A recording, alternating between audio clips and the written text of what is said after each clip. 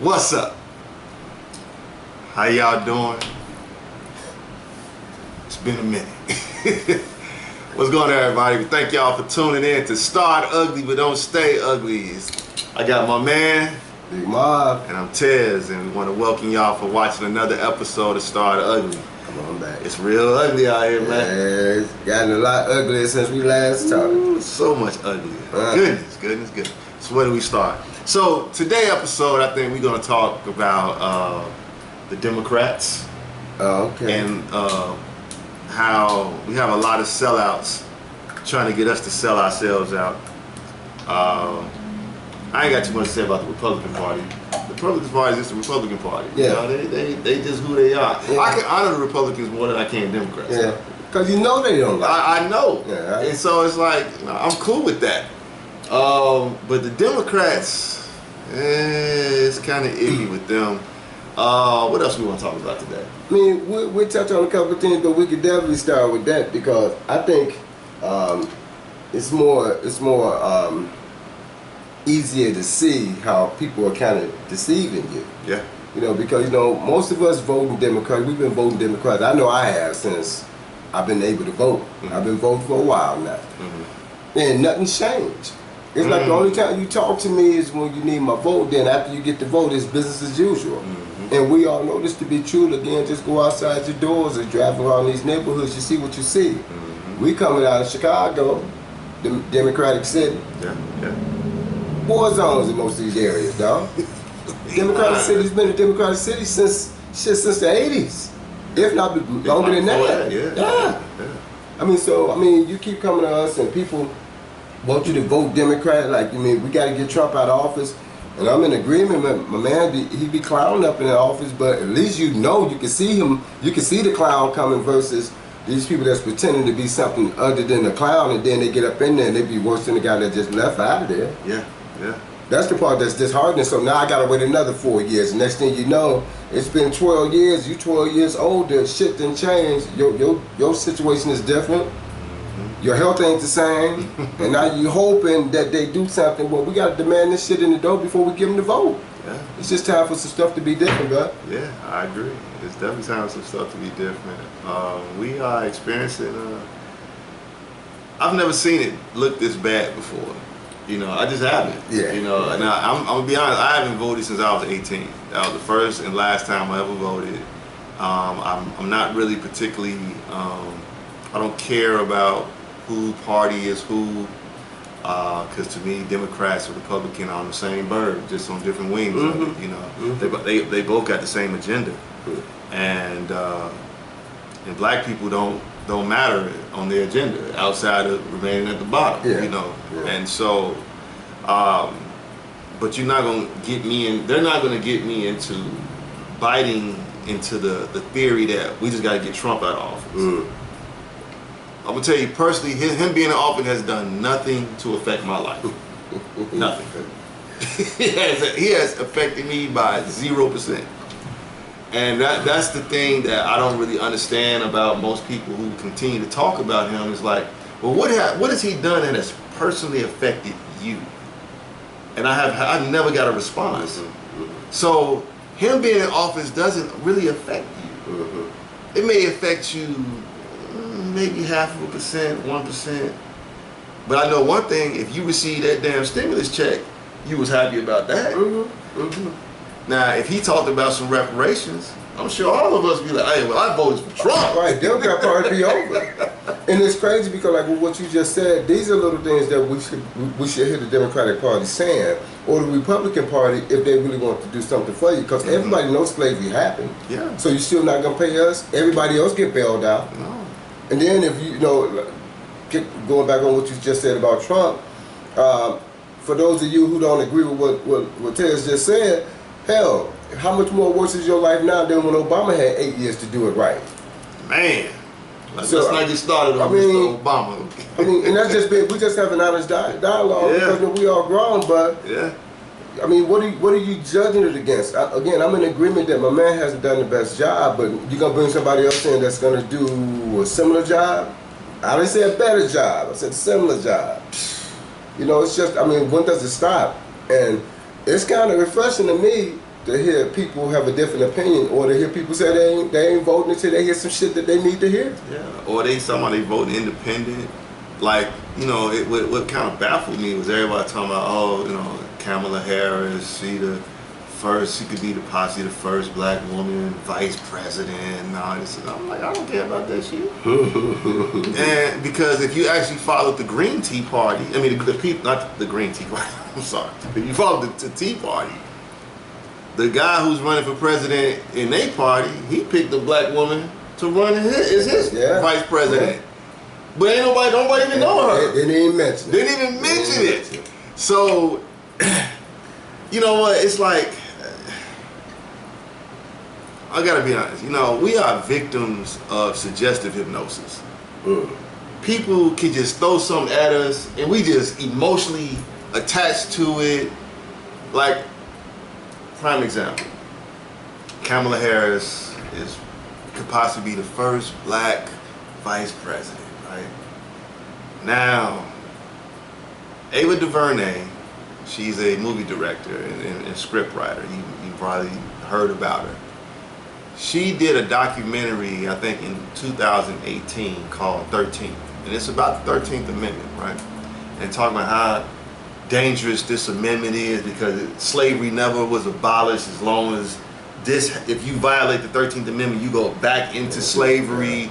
And they were so bogus because Little Pookie and Ray Ray should have never got this amount of time because this is wrong, this is wrong, this is wrong.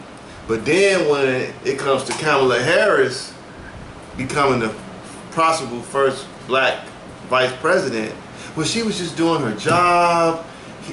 Joe Biden was doing his job when he passed the crime bill or the 3 strikes rule. 3 strikes, you in jail for life, which is some BS. They just doing their job because you don't like Trump, and that ain't enough for me. Yeah, but how do you say that when I got something to weigh it against? You know what I'm saying? It ain't like let me use an example. I'll use a sports example. I play quarterback on the football team, right? Mm-hmm. Let's say for 5 games in a row, I'm the starting quarterback.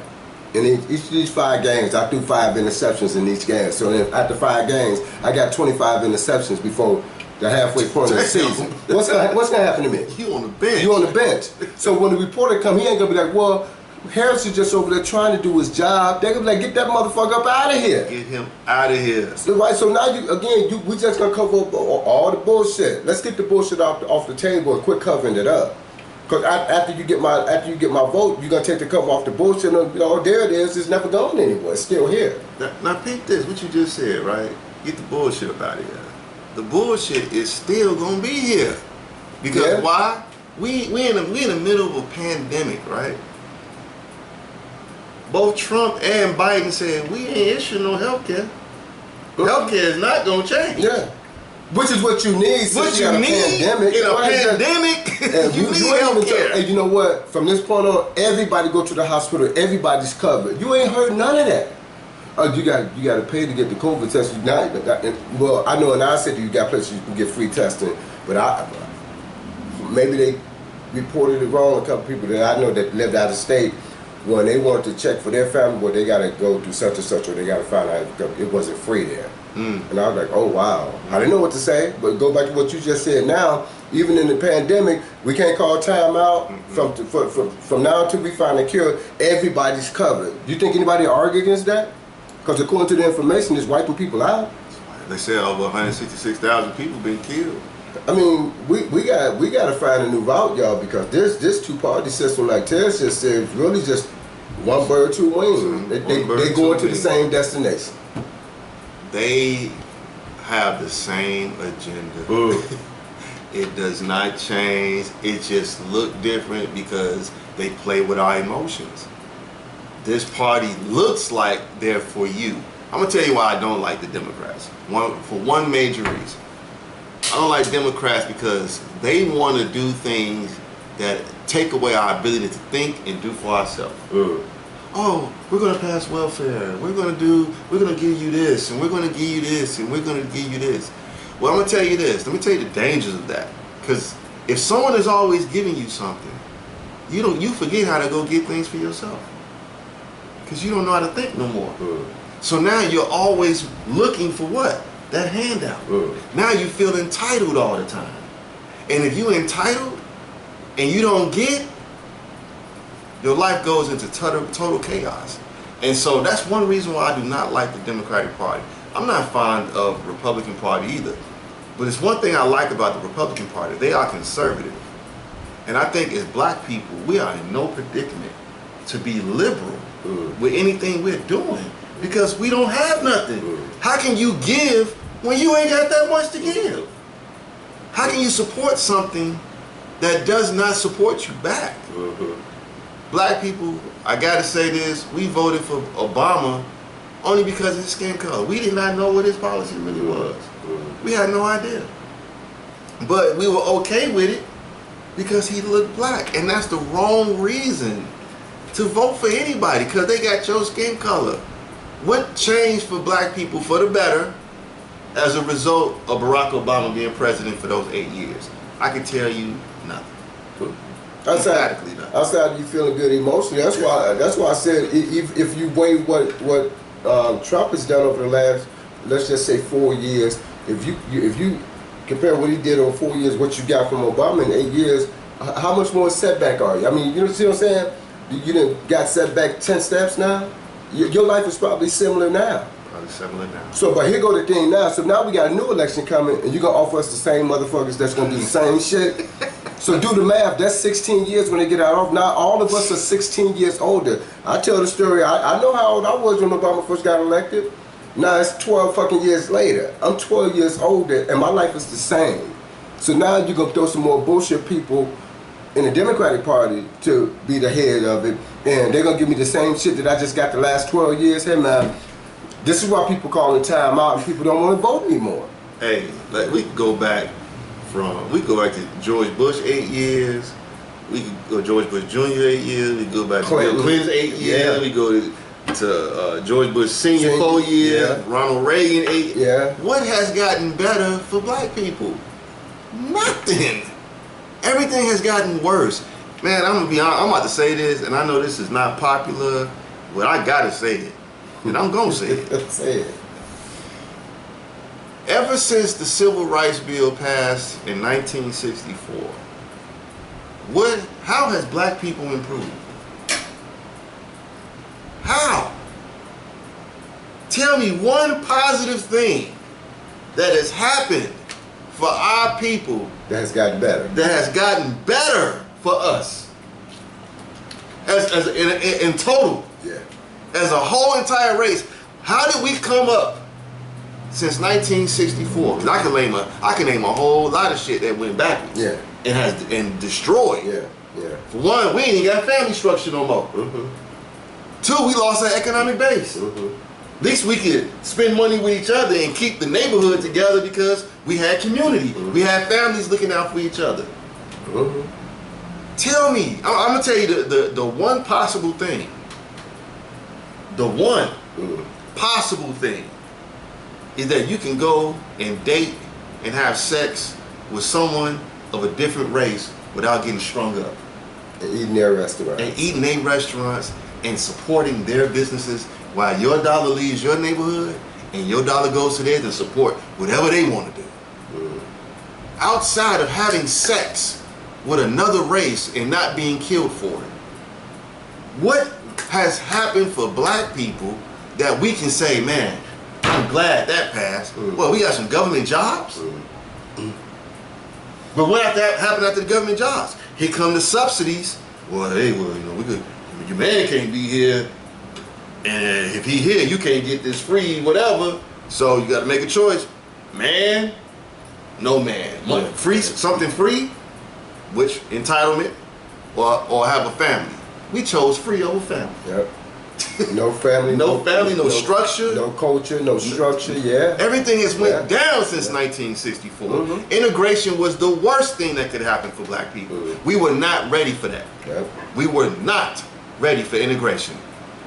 And when we play the game, you play it wrong because we keep asking for the shit that don't matter. Like we're a bunch of kids asking Santa Claus to bring you a damn toy. Yep. we just want to feel good. I mean, some shit you're gonna have to stand up and be men and women about. But we also got to realize when they pulling the old okie doke over our eyes. You know, it's just we got to quit this pretend mode shit because nobody wins and everybody's frustrated. And again, everybody sees it because everybody go outside. You see what you see when you go outside in your neighborhood. Your neighborhood's not even a neighborhood anymore. We talk about how shit used to be, like what he just said. You grew up in the neighborhood. I don't care who it was at the other end of the block. All the adults on the block got verbal, the okay verbal pass to check your ass when you're messing up. I don't care if you're anybody. Hey, you know we don't do that shit around here. Everybody stop. You know what? I'm sorry, Mr. John. You right. Now if somebody say something to your kid, who the fuck saying something to my baby? You know your baby ain't shit. Hey man, some of this shit got to be said. You know, it just got to be said. I mean, like, man, black people, we are in no condition to even talk about voting for nobody if we ain't in a condition to even receive reparations. That I've never heard so much talk about reparations, right? And I'm like, here we go, getting up our emotional strings being pulled again. You know what I'm saying? It's like, okay, what economic base do we have that even if we did get reparations, where is the money going? Where? I can tell you where it's gonna go. It's going right back to the people who gave it to us. Because we don't have nothing set up for ourselves. And those people who do have things set up for us, the majority of us are ignorant to who they are. We're ignorant of even what economics is about because majority of us just want to buy things to satiate our low self-esteem and our insecurities.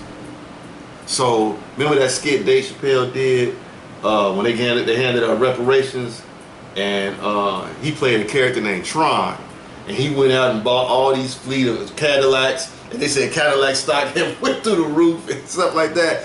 And that's all we're gonna do. We're just gonna stimulate the economy because. And then after they gave us, quote unquote, the reparations, and we go back to ground zero, because that's exactly what's going to happen. They're going to be like, now what? What's your beef now? We gave you the money.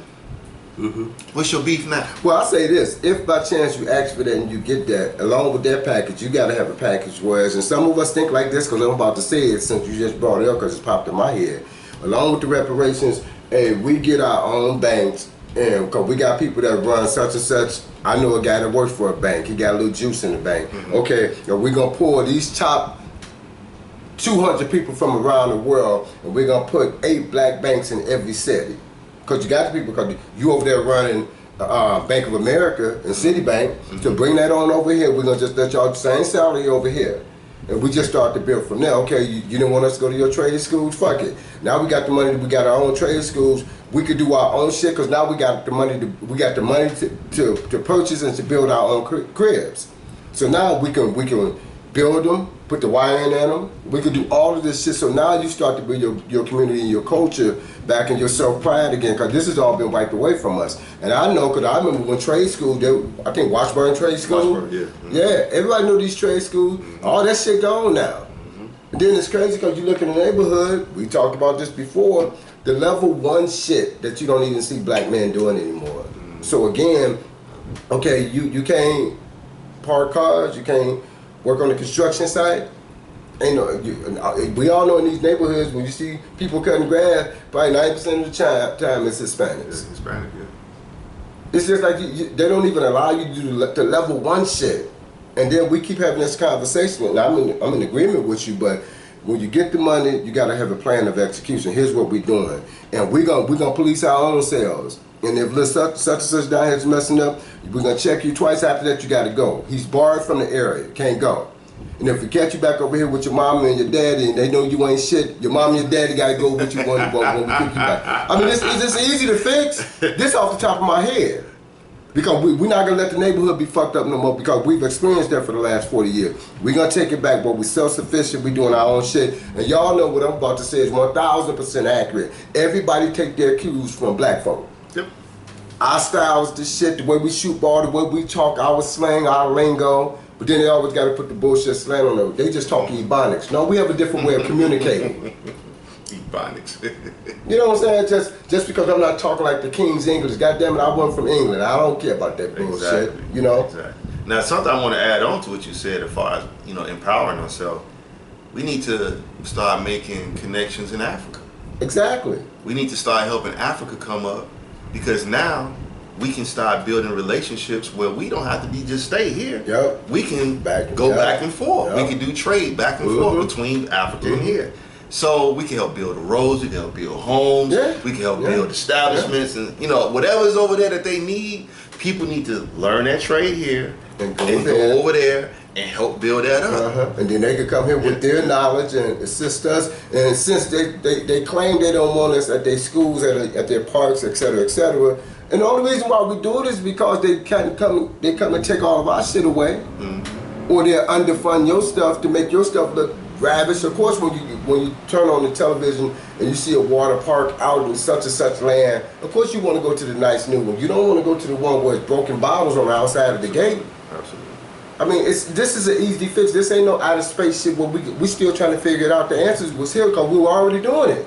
Just go back to doing what we used to do. But it goes back to the saying, we keep starting over every generation. I agree. Because we're not passing down the information, and we're not laying a foundation for the next generation to keep going forward. So everyone is trying to figure out, well, what happened last time before I was here? Why am I inheriting bullshit? Yeah. Why wasn't this done for me? Yeah. Now, I can say this, it's not good to pass down money all the time, because children need to understand how to earn. You got to be a structure. You got it right. Yeah. However, children can only reflect what you put inside of them. Yeah. So if nothing's been put in, how can we expect them to produce? I agree. How can you can't produce what ain't inside of you. Yep. So, it's and this goes to, about building character. Like, character is the intangibles, the things we can't touch. It's the morality. You can't touch morality. You can't touch being honorable. You can't touch being mature and intelligent, and being truthful and having fortitude and patience. Those things you can't touch. But those are the things that are reflected out of us once we develop that part of ourselves, right? And this goes back to the political parties. These people don't have our best interests because we don't have our best interests. We've been told that they're going to do everything for us, and they've done nothing for us. So it's about time that we all stand up as people who are melanated, who black, whatever you Moorish, whatever you want to call yourself, Hebrew, Israelite, whatever you want to call yourself. It's time for us to stand up and start doing for ourselves, because that's the problem. We not taking no action, so can't nothing get done. You waiting on somebody else to take care of you. We all grown, man. It's time out for that. We grown. Yeah. I can't send nobody to go to work for me and then I collect off that, because they gonna get paid, not me. So at the end of the day, we lack character. We lack the know-how of how this system works. There's a book called The Art of War by Sun Tzu, and in this book it says, if you know the enemy within, you know the enemy without. So the thing is, why are we our own worst enemy and then always looking outside of ourselves?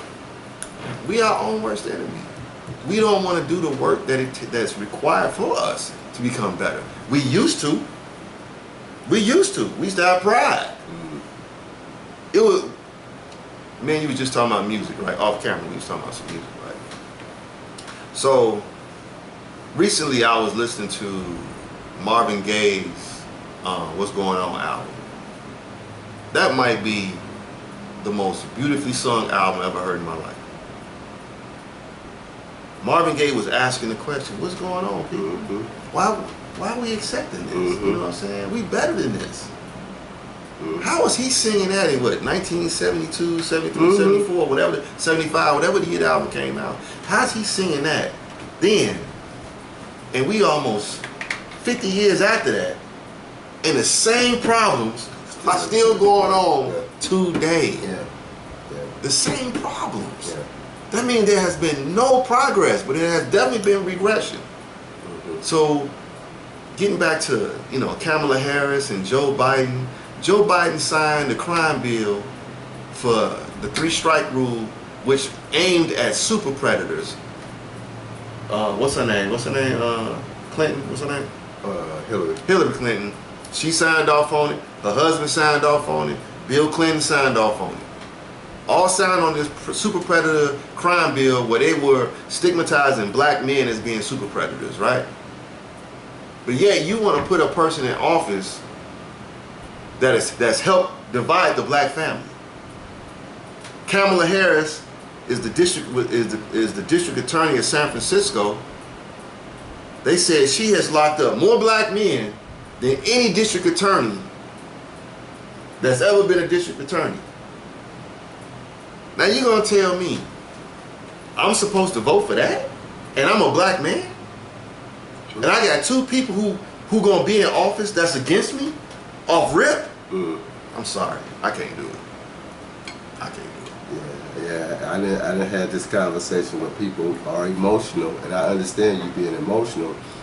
Again, everything has an order. You guys have probably heard me say this before. I say it again. Everything has an order, and when you put your emotions in front of the truth, you're probably gonna lose every time. Cause the truth is, they shouldn't even be on the ticket. Nope. That's the truth.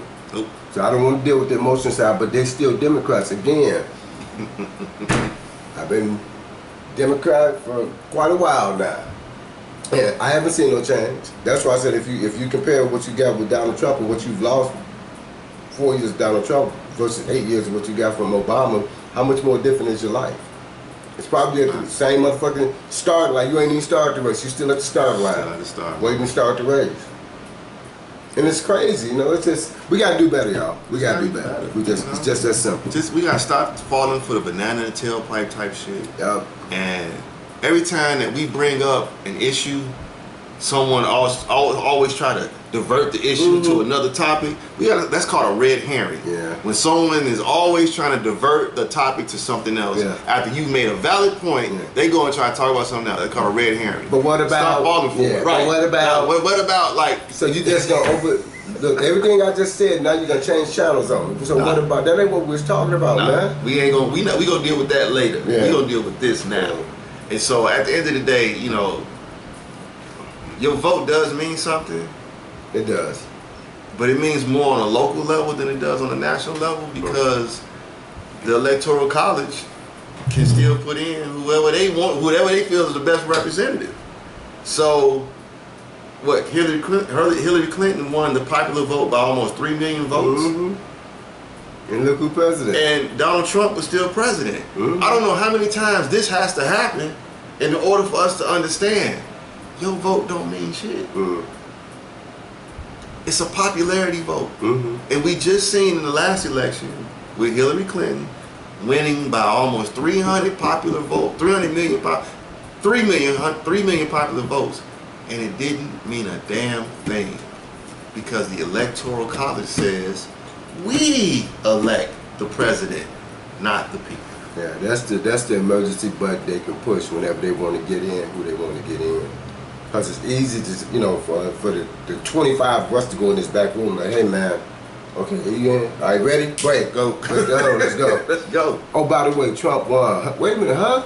Then you find out 6 months later, like he just said, Hillary actually got 3 million more votes. In what game do you get 3 million? Not 300, 3 million more votes than this cat, and he's still the president, and everything has been up in the air ever since. And I'm not happy with the cat's performance, but now you got 2 people that's standing in line. They ain't shit to smile about. It's like, okay, what are we doing, y'all? I mean, you can find nobody else to put up here to make changes unless you really don't want to make changes. And I want to state this for the record. I am not a political guy. I'm not. I just pay attention because I don't really understand politics, because it seems so divisive and it seems like it's really not for the people. It's just for the people who run it. It don't seem like it has nothing to do with we the people of these United States, because I don't think I'm a part of we the people. And I want to talk about this. You know, they always talk about the American populace, you know, needs to vote. And I asked myself this question, and I'm going to ask you this. What is an American? outside of someone born in America, what? And maybe y'all can answer this too. Can you tell me decisively what is an American? I guess it depends on who you're asking and, you know, what your angle is, because, you know, back in the day, I mean, you know, I was young and I used to hear all about an American, proud American. I'm 12. I'm out, my chest out. I don't know what the fuck I got my chest out for, but I think stuff is right. Right. Until you start getting older, you start to see, like, wait a minute, that don't even make sense. You know, I know I'm just 12, 14, 15. Now I'm 18 and I feel the same way I felt 6 years earlier, plus shit ain't changed. You start to figure out, wait a minute, something different here. So, to answer your question, what does it mean to be an American? Yeah. Well, what is an American? I don't know. What does that mean? I was just about to say, I guess I don't have an answer, because I don't know anymore. Again, I remember hearing a lot of pride. You know, you used to hear the little American Ford and all that. You don't hear any of that shit. You don't. So what's the accurate answer, the best answer to answer? I don't know. I don't know. But you tell me that I'm one, but I don't know what I am. It's like, I know I'm a human being, right? I know that. Yeah. I can decisively look in the mirror and say, I'm not a flower, I'm not a fish, I'm not a bear, I'm not a tiger. I'm a human being. I can see, I can define myself by that. Yeah. But I don't know what an American is. Yeah. Because other than being born, that's it. In the Americas, I don't know what an American is. That's the answer. You ain't got shit to brag about. You can go around the world. I'm American. People kind of like, okay, all right now. Now you say that shit, they're like, man, get your funk ass out of here. Nobody care about that anymore, because it doesn't have the same weight anymore, because we've done so much wrong around the globe. Yeah, we've done a lot. They done a lot, because I ain't did shit to nobody. But that question was really bothering me, because I'm like, I can't define that. And just because I'm born here doesn't mean anything. Because what's more important, my bloodline or the place I was born? Because to me, bloodline is more important, because now I can trace my heritage. Yeah, back to your beginning. To my beginning. Phenomenal, yeah. But just because I'm in America, I don't know what that particularly means. Like, to me, being a human being first is more important than being an American. Because it's a certain way I'm gonna treat you, because you're a human being. Yeah. You're rational, you're thinking, you know, you have the life essence inside of you. So it's a part of you that I just have respect for, just because you're a human being. Yeah.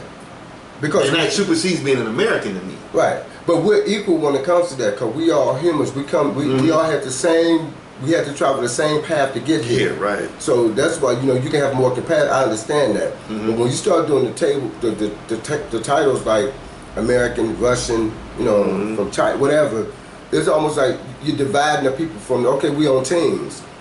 But back in the day, I guess you can brag that good stuff came out of America. You know, automobiles, fashion, everything was coming out of them. So, you know, you kind of took a little pride, because we're over here kind of setting the standard for the world, which we kind of still do. But it's I guess the mere fact that you're asking that question, that me and you know as well, that those things no longer exist. There's no more pride in the top fashion in the Ford. Everybody overseas want to drive a Ford. Now they don't give a fuck. You know what I'm saying? They want to drive the best car that makes the most, get the biggest bang for your buck. So I guess our system has redefined what it means to be an American outside you being born on the land. Because what else you had to pull from that makes you stand out versus anybody else on the globe? What else? I don't know. And I think that since I posed that question to myself, it has made me realize, like, man, I don't know what that means. And for me to claim something that I don't know what it means, it's like a sign of ignorance. And because I've been out the country and I see how people look at you when they think you American because you dress American.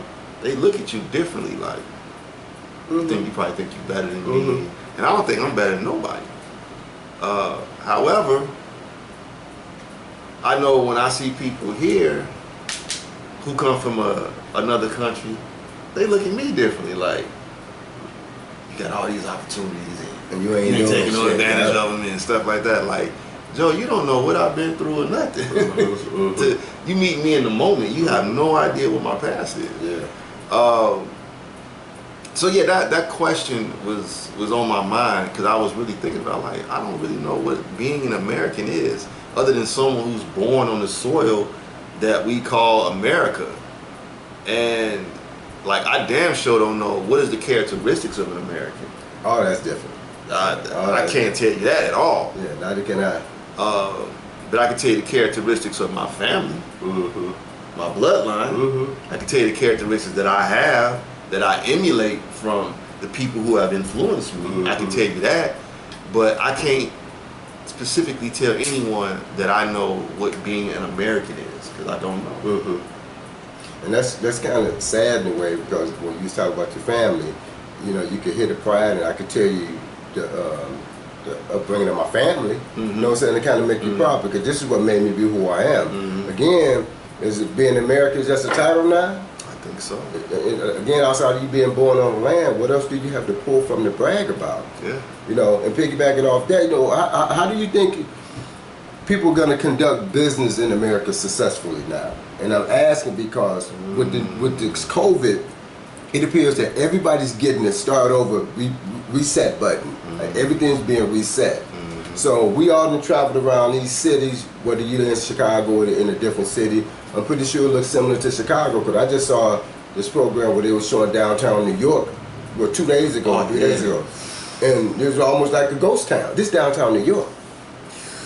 You go downtown Chicago, Chicago. It looks just like downtown New York. I've seen some tumbleweed, trying to get down the street. Yeah, back in the day, you just non-stop traffic. You doing this now, bumping into people. Right now, you doing this looking for people. Like, man, where's everybody? This is Chicago. Yeah, major metropolitan city. We ain't talking about 12 o'clock at night. We talking about 9 in the morning. It's 9 in the morning, afternoon, 2 Yeah. o'clock, Pick a time. 3 o'clock, when everybody's supposed to be getting off work. There is no one downtown. Yeah. It's weird out here. It's a different energy. Yeah. You know, it's like people wait, okay, so what's coming next? You know, that's what I'm asking. What do you think the typical successful business person is going to have to do to be successful in business? Because nobody knows the next layout. Because it's not going to be what it was before COVID. No, we ain't going back. Yeah. Because time never goes backwards. Things are going to be different. I'm really thinking that, okay, I gotta put this out here since you asked the question. I think we about to move into a straight depression. I'm talking like 1929 to 1945. You know how long that was? That was 16 years. Yeah. It's a long ass time. Yeah. I think we about to move into a 100% depression. I think that it's an opportunity for people who believe in themselves and can make stuff happen regardless of what's going on out here, because it's still about you at the end of the day. It's your drive has to be your drive. You can see things as an opportunity, or you can see things as being devastating to you. I choose to see opportunity, but what I do believe is that it's gonna be some new shit we ain't never seen before. I believe that the only way you're gonna survive, well, let me say this, because they're moving society into a technocracy, right? And so a technocracy is a society that's based on technology. So if someone don't have the mental capacity to deal with technology, you're gonna be like a dinosaur. I've watched so many videos recently about self-driving cars, like how BMW is, you know, having all these self-driving cars, right? Now, where does that put the person who doesn't know anything about technology? It's gonna put you out of a job. And if that puts you out of a job, then you have no income. What I think is gonna happen is that the economy will collapse, then there's gonna be massive inflation. If there's gonna be massive inflation, I don't know how much a loaf of bread costs, because I don't really eat bread like that, but let's just say a loaf of bread costs $3. A loaf of bread might cost $30. I don't know how much milk costs because I don't drink milk, but let's just say a gallon of milk costs $4. Well, a gallon of milk may cost $40. So if all you got in your bank account is your savings, that's gonna get ate up because they not like, it ain't like they're gonna start charging you for lights. It ain't like they're gonna start charging for us heat and gas. Gas prices gonna go through the roof. So what I foresee is a technocracy, and I see that if we don't make adjustments to deal in technology more, everyone's gonna go the way of the dinosaur, and I think that's actually what they're looking for, to depopulate the world, to get rid of a lot of people. Man, we gotta be able to adjust. And that's funny, you like hearing you say that, but not in a laughable way. Like if we're in America, and if we talking with a lot of uncertainty, what about the second ranked country and the 10th ranked country and the 29th ranked country? I mean, if it's going to be difficult for us to make these adjustments in America, because we see it now and it's not that now, it's already looking kind of crazy now. What does that mean for probably 2/3 of the people on the planet? I mean, because now we're creating a society that you don't understand, and we really ain't trying to teach you. So if now I can't be profitable off of your input, so do they need you? So what do they do with you? Do they create camps and put people in camps, or do they just wipe you out? Or do they just let you roam the streets, which they're not going to do, because if you roam the street and you're not productive, crime is easily created. Ain't no opportunity. You can't afford the food. Now you got to steal. They need to be shaming themselves. Hey man, what am I ashamed of when you created the whole picture for me to be in this situation in the first place? Man, and I'm not a Debbie Downer, I'm not a dude, a doomsday dude. I'm just not. That's not my style.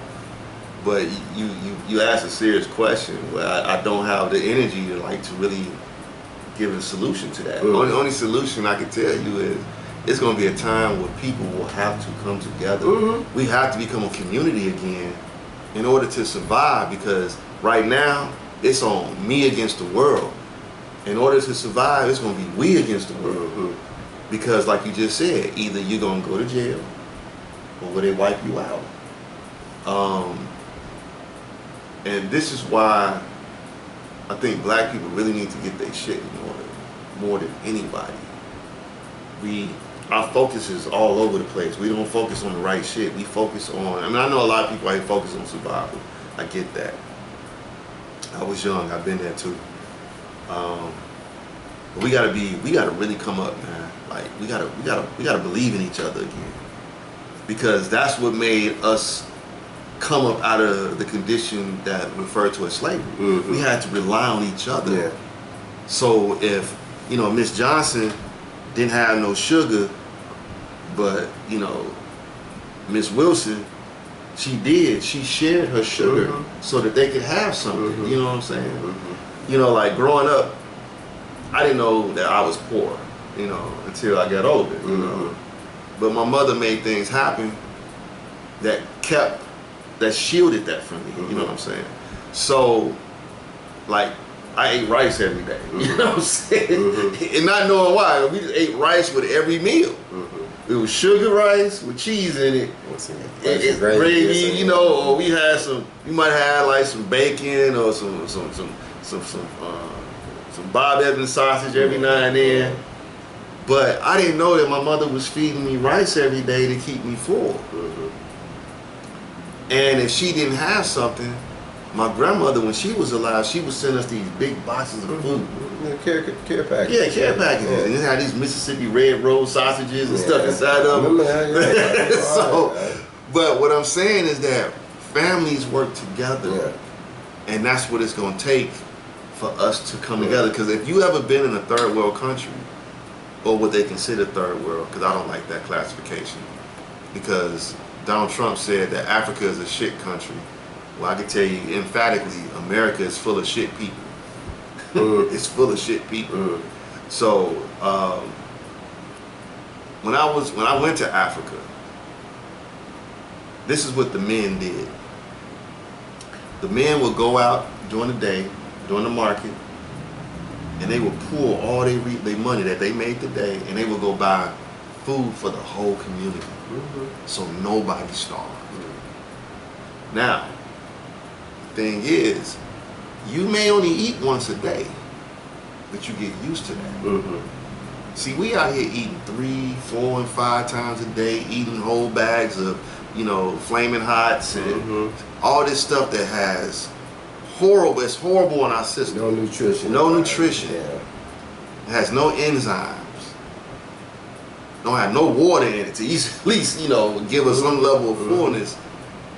And we eating all this bad stuff, and that shit can't sustain us, man. We need food. We live in a big ass city. Where can you grow food at in a big ass city? So, I think we might have to move countryside more to survive. We're gonna have to people gonna probably have to come together and live around each other to protect each other. Yeah.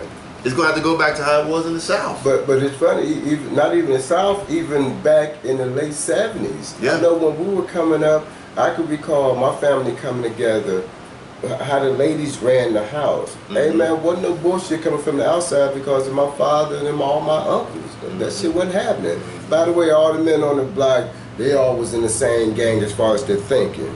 We're gonna have a safe community. Again, if I see little such and such messing up, I'm gonna grab you by your shirt. Come on, your dad don't like that type of bullshit.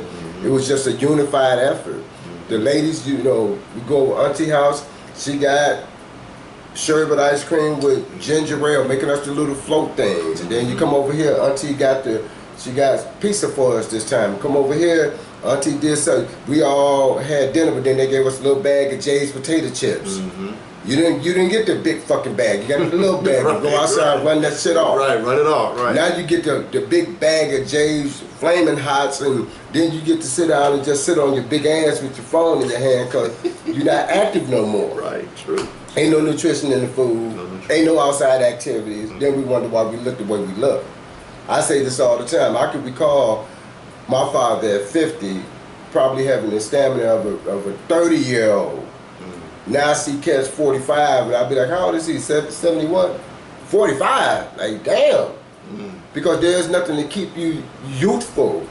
Ain't no bounce when you walking now. Everything is almost like you dragging, like you just trying to find some energy because we're so disconnected now. It's sad. So go back to your wonderful question. What does it mean to be in America, y'all? This game is different now. Yeah. Everything is different. Yeah. And we're talking as two middle-aged cats, man, that seen the other side was, hey man, families didn't always do it. We would share stuff. Hey, Miss such and such needs some such and such. Okay. Then who that for? Ding dong. Miss such and such just bring some over to the house. Baby, I went shopping. I know you got some kids. I got some extra apples. Yep. You just happen to get an apple. Yeah. An apple. Yeah. Yeah. Nowadays, nobody want that shit. You just bought some apples down here. Well, back in the day, it was respectful and appreciated. Yeah. Hey man, I go back to what you said also about community. And when you was talking about what it means to be an American, I don't know, but I know what it means to be a human. And the way you started to describe being a human and how my family was raised, and I could trace my upline, such and such. You started to talk with a little bit more energy because you could see that. You can't see what it was to be a true American because they never really considered us to be one because we coming off of being slaves. Then you got the Jim Crow and all this other bullshit. Then you coming up in the 70s when we were still semi-unified, late 60s, early 70s, well, all of a sudden they started, well, we're going to remove the man and give y'all some food stamps. It's the breakdown of the human family. It's the breakdown of the culture. Now you fast forward another 30 years, this is what you get. It's the result of right, these are your answers. So now we're voting on emotion. Well, Kamala Harris and Joe Biden. Hey man, again, how much better are they than Donald Trump? Now Donald Trump gonna shoot and stab you, but Joe Biden, they're gonna shoot you. In other words, you're still gonna be injured. They're not gonna fix you. They're not. And to even add back to the question you asked, like, what do we do, with how all this COVID stuff is going on and everything? Man, if we don't pull it together, and I'm just speaking strictly to black people right now. If we don't pull it together, man, your money won't mean shit. Your car won't mean shit. Your house won't mean shit. None of these things mean nothing at the end of the day. The one thing we are doing, we worship these people. We worship them. The Honorable Elijah Muhammad said this. He said, you love the white man because he gives you nothing. And what did he mean by that? All he do is promise, promise, promise, but never give, give, give.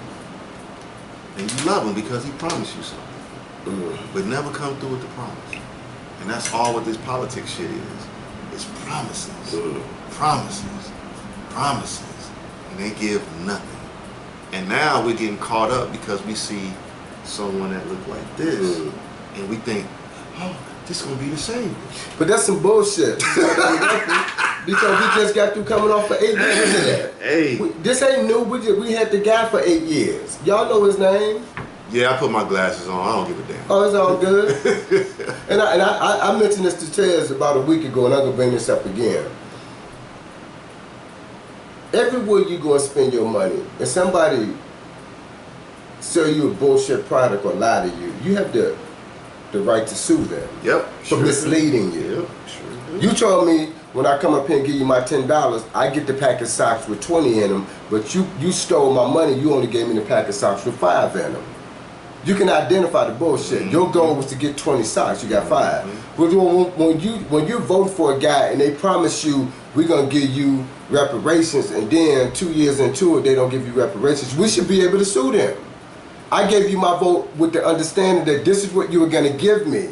It's an even exchange. Otherwise, I would not have given you my vote. Just like you're not gonna go to the store and buy some shit that you don't need. So why do we keep letting them give us shit that we don't need? Because the system is designed for them to win and not us to win. Go back to your question. What does it mean to be an American? What does it mean so to be here we go again. I mean, back in the day, you can kind of finger point some stuff like, okay, yeah. Now we're guessing, unless the system is set up for you to fail. The system is set up for us to fail. It is the illusion of participation. That's what it is. It's just the illusion of participation. We're not participating because ain't none of the laws changing for us. That's why I said, dog, just go and weigh it. Weigh what you gained all them phenomenal 8 years under Obama and what has been subtracted with Trump. I mean, you stand in the same spot. Stand in the same spot. And that ain't. Matter of fact, it's worse. It's worse because prior to Obama, and I'm just gonna say this, a lot of white people held their shit in. When Obama got in the office, man, they couldn't hold that shit. Yeah, they let it out. And then Trump said, let it all hang out. Yeah. And I don't even think Trump really supports his base. I don't think he cares about him at all, honestly. I really just think I got to speak to them because they support me. They supported me, yeah. Right, I got to speak to them. Let me say something just to make me feel good. I don't think he thinks highly of anybody other than himself. Opportunists, right? Yeah. So, people, we playing a game that ain't designed for us, and the only way we gonna win is staying at the bottom. That's where we win at the bottom, and this goes to a point I always make. For some reason, black people have this affinity. They seem like they're connected to the bottom. Like it pulls on them to stay at the bottom. But yet, we want to thrive. We want the wealth, we want the riches, we want the prestige, we want the high self-esteem, we want the materialism. And there's room for all of it. But I'm going to tell you this, man, we are the biggest violators of law. And what I mean universal law. I ain't talking about, man's law. We violate the law of recognizing your ancestors. When I watch music videos and I see rappers with, money fans and money phones, I get it. You ain't never had no money before. And it's obvious. And it's obvious. You ain't never had no money before. Congratulations. But when we make them, or we make what they create for for us, and we chase after it, and it consumes us, that's dangerous, because now we're worshiping their ancestors. And if you check the history on all their ancestors who own that money, they were slavers, they were warmongers, they hated black people. You know, it's like so much bullshit that's associated with their ancestors and our pursuit to have their ancestors in our hands. And their ancestors on some bullshit. And their ancestors were on bullshit with us. And their own. They didn't even let white women vote until the 1920s. So this makes 100 years. Yeah, just the 100 years that women have been able to vote. They wouldn't even let their own mama vote. Nope. Hey man, listen. What if you could go back and trace your downline, meaning your ancestors, and find out that your great-great-great-grandmama was the inventor of stoves? What do you do with that information now? Because shouldn't your family still be thriving off that shit? Because of your grandmama's thinking, everybody has a nice stove in their house. Ain't nothing like you finding out you can't even afford a stove. It shouldn't be like that. But here we go again. Real history isn't taught. As long as I can teach you what Tez just said, their history, and most of their history is dark. So I'm interested in learning about the dark history. How do you be on the planet and you not get excited? You feel some type of way? Like me, I pinpoint myself. I would love to know what my great 10 steps before me, what they were doing. 15 steps before me, my grandfathers and grandmothers. I would love to know that, but I know I come from alpha people, and that's not bragging. That's wanting to be more than what I am, because I know God put us here to do more. The only reason why I'm limited is because they put the boundaries on us. We probably about anywhere between 25 and 30 generations into America, right? Maybe about 32 max. And we can't trace nothing. I know I can't trace beyond my great-great-grandmother. And that's messed up, because this is my bloodline. This is who I come from. And I'm always asked all the time what I'm mixed with, because people see the curly hair, they see the brown skin, so they don't think that I'm black initially to open my mouth. But what's disheartening about that is that, man, I can't go back more than 2 generations. Yeah. And that's so messed up to me. But I can tell you everything from George Washington, you know, because you know why? They put their ancestors in your face. Yeah. Force feed you. They force feed you their ancestors to worship their ancestors. Because I can tell you this: if you go to any country, they know their lineage. I'm not even go here. If you go into the Bible, you see such and such beget such and such beget such and such. That's ancestral lineage. That's our beginning. That's your beginning. You're supposed to know that. And when you're not even searching for that, I'm gonna tell you, this is a spiritual law. This is a spiritual law. If you're not even searching for that, that's one reason why we stay impoverished. Because we're giving honor to their ancestors before we give honor to ours. That's just like you got kids and you feed your kids and clothe them, but they always bragging about Mr. Johnson down the street, the alcoholic. Mr. Johnson gave me some gave me them Cheetos. And he gave me a little corner of his whiskey. You the one feeding and clothing them. Right. That'll make you feel shitty. Yeah. So I'm just kind of wording it a different way. I know you all got what Tez just said, but like you said, you don't even want to know your upline. Like, man, again, what if you could find out that over in Africa, man, my great-great-great-granddaddy was the king of the such and such tribe, and you over here and I'm working at the gas station. You'll be like, wait a minute, man, I got to do better than this. I come from kings and queens, which probably most of us have, but because you don't know your history, because they hid that shit, and then we're going to make y'all focus on, I don't know, Abraham Lincoln. What about George Washington? He was a good old lad. How about Thomas Edison? Yeah, all these ex-slave owners that we can't get away from. Thomas Jefferson. Like, they did something where his black let's say it. He was raping one of the people he owned, and she had family, and they his family remained the same color, and so they showed that they were related to the white people, right? The killers. So instead of saying that he raped her, they said that the mother was their ancestor was his mistress. Yeah. It's cold how you ain't gonna be. He owned her. She is not his mistress. Yeah. He owned her.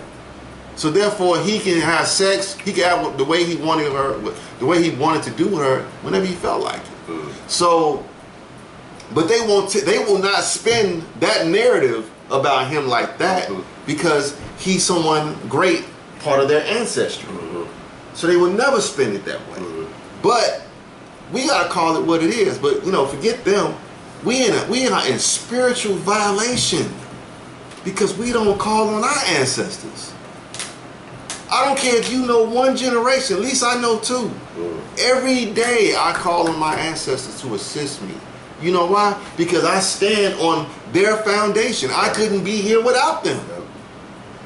But if I don't acknowledge them and I don't give honor to them, then my foundation is flaky, and then it's subject to have the carpet pulled from up under me.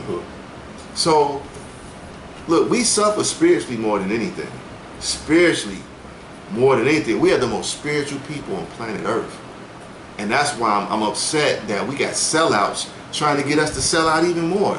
Joe Biden and Kamala Harris. Those are sellouts, man. They don't give a damn about us. Not one. But we got to start caring about ourselves. I'm going to tell y'all this. Me and Marvin, we was having this conversation yesterday. I found a picture of the Pope.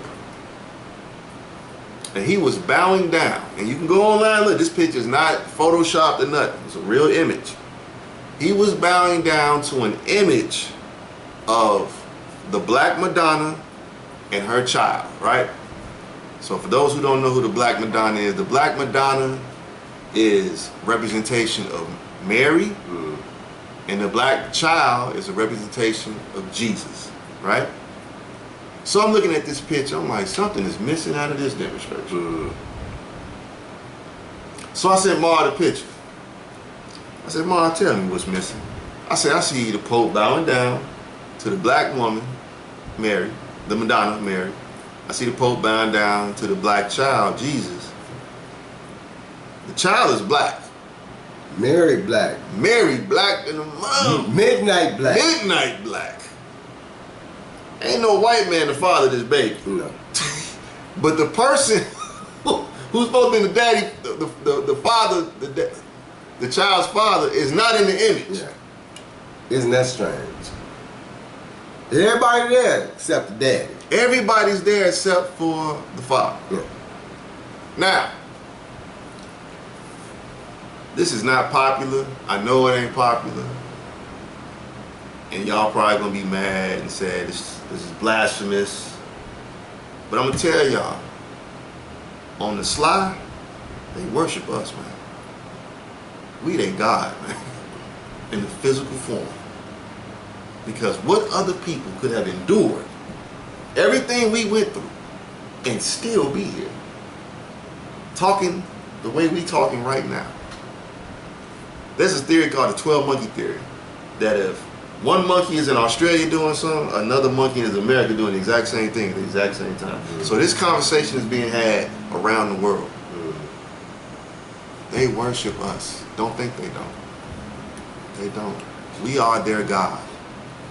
We are. But I think most of us feel something deep inside and you just can't identify it because again, it's been covered over for years. For years. And now it's difficult to go back because, like you said, time don't change its speed or anything. It's going to keep ticking at the pace that it was told to tick by the Creator. Just keep ticking. So all that, us trying to catch up sometimes is difficult to do. But go back to what you said, every generation we keep starting over. And it's a little frustrating when you realize, well, damn, everybody else done started the race except us. We've been here since the beginning. Since the beginning. Since the beginning, and we still are at the starting line. We haven't even started to really live freely yet. And that's the thing, if we're going to talk about, and this ties into what I'm talking about as far as the Pope bowing down to Madonna and Child. If we're going to talk about anything, we got to talk about freedom. Because black people in America are not free. We are not. So Now, the question is this. If the Pope is bowing down to the mother and the child is midnight black, the mama midnight black, that means the daddy got to be midnight black too. Okay? So, in layman's terms, because I just ain't came out and said, look, we God, okay? Bottom line. They know we God. They know it. But we God in violation. We are violating laws. We violating. There's a book called The Kybalion. It's written by the 3 initiates. You should get this book. It details the 7 major laws of the universe. Mentalism, all is mental, cause and effect, rhythm, vibration, polarity, correspondence, and gender. We're in violation of every one of those laws. Every last one of them. And that's why our shit is the way it is right now. And for those of you smart people who want to say, well, didn't God impregnate Mary? But who was Mary's earthly husband? Even if you put my man in the picture, because she had a husband on earth. So you could at least have Joseph over there, because that was his wife, right? That was his wife. I mean, her husband. Yeah. So you should at least have Joseph, Mary, and the baby there, because that was Joseph's little lady before God impregnated, if you believe that story. Yep. If that's the story you believe, why we never see Joseph with Mary with the baby? On what you and I saw, because he and I, we just saw Madonna and the baby yesterday. That's it. Or should I say Mary and the baby. And the baby. And baby Jesus. But it's amazing they never put Joseph in the picture, and Joseph was the husband. But they say Mary gave birth to the Son of God. Black baby, this baby was chocolate as hell. Mary was chocolate as hell. If God was white, that baby looked mixed. White. Yep. That baby was black than a mug. Yeah. So I'm saying all that to say that when you recognize your power, I'm not saying we're the creator. I'm not saying that. But we are earthly gods. And they recognize that. They know that. Yeah. But as long as I can keep you from not knowing that shit. Teach you that you watching this and all this bullshit.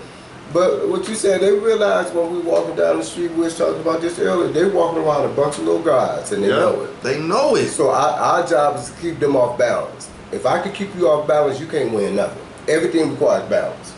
And that's why they keep us emotional. I'm gonna tell you how you know you're gonna revert back to your God status, right? This is when you was Black Wall Street, right? During that time when Black Wall Street was popping, them people were not interrupted by no white people at all.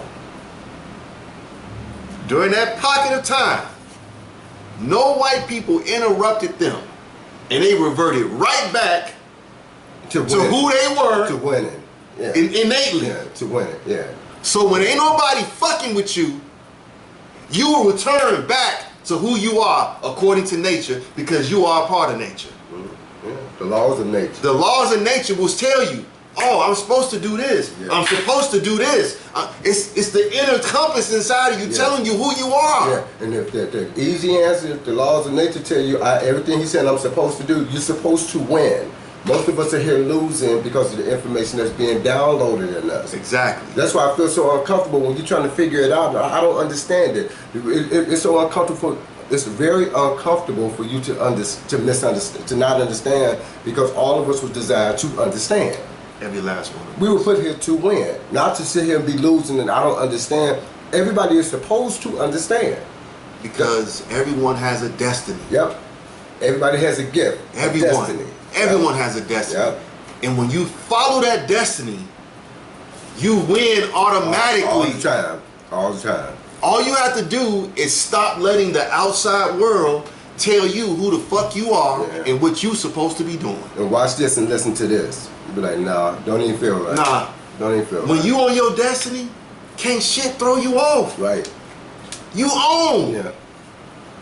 You gotta work on it now. It ain't like no shit you just You know, you come out the womb like, all right, I'm Mike Jordan, I'm just shooting threes. Nah, it ain't like that. You gotta work on it. 1,000 shots a day. 1,000 shots a day. Yeah, you got it. You got it. What did Larry Bird said about Michael Jordan? He said that was God with a pair of gym shoes on. Yeah. Cat was different. Yeah. How? He walked into his destiny. When you walk into your destiny, they're gonna brag about you. Yeah. We scared to become God. And I know y'all was like, well, we might be God. We God with the little G. I'm gonna tell you, the Creator don't follow the laws of English. That shit don't apply.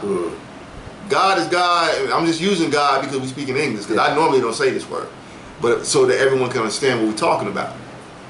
Once you walk into who you are, this shit stops, because the illusion will melt. Yep. They have to keep you from being spiritual, which is where your nature is.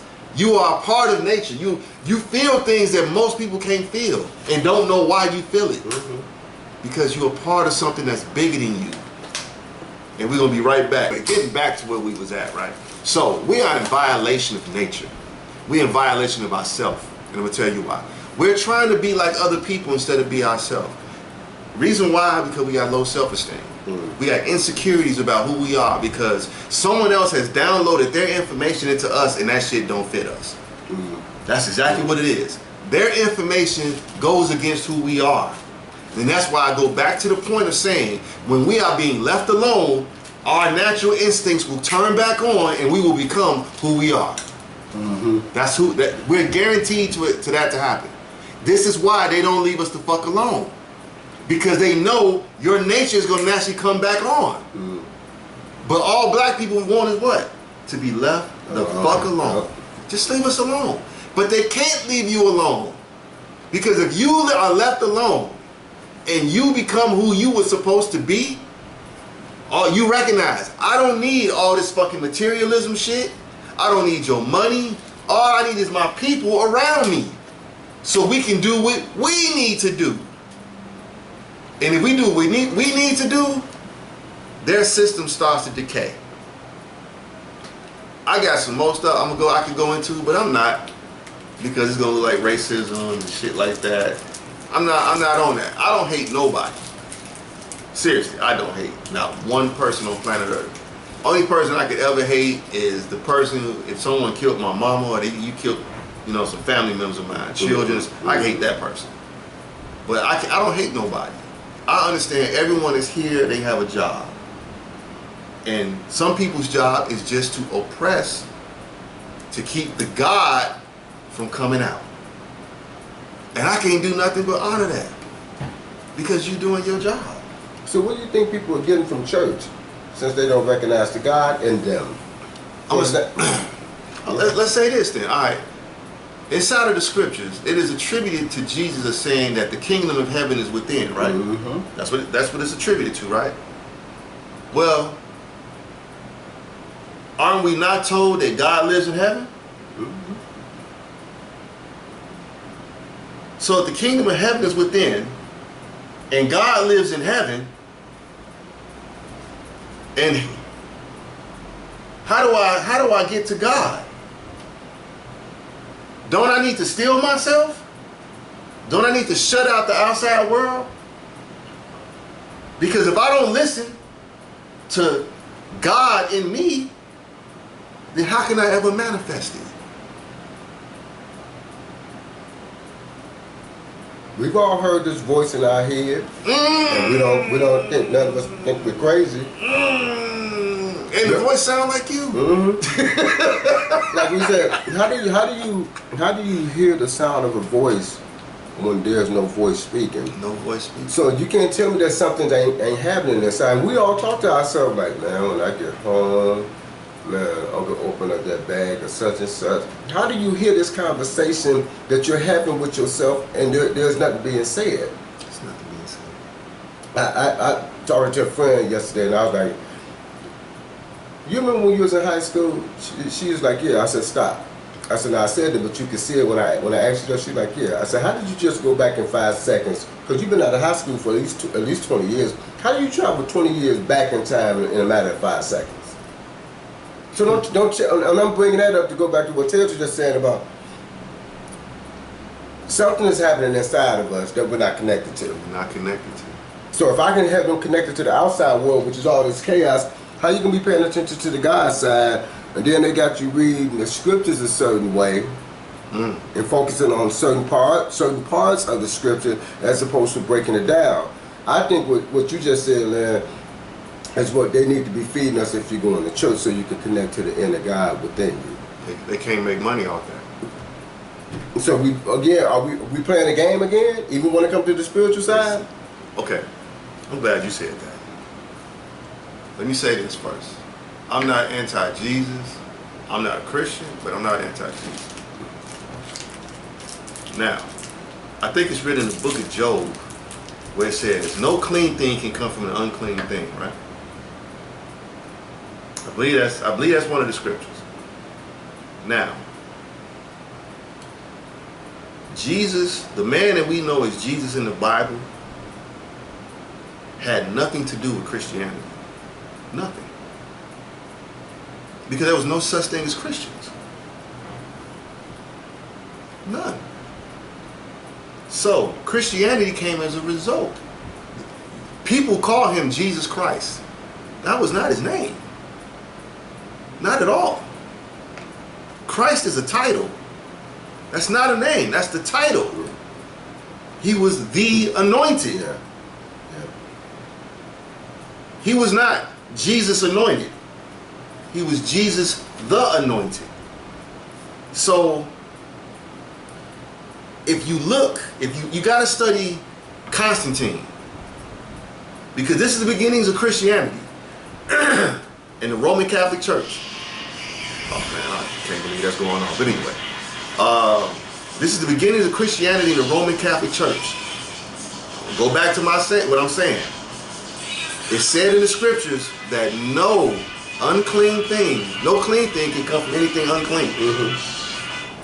Constantine said, in this sign we shall conquer.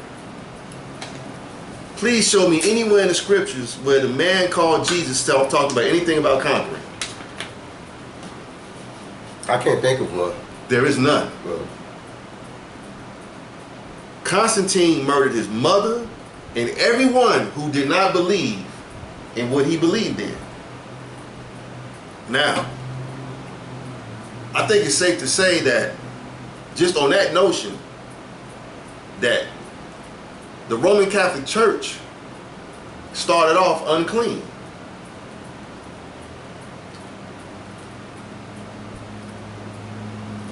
No clean thing can come from something unclean.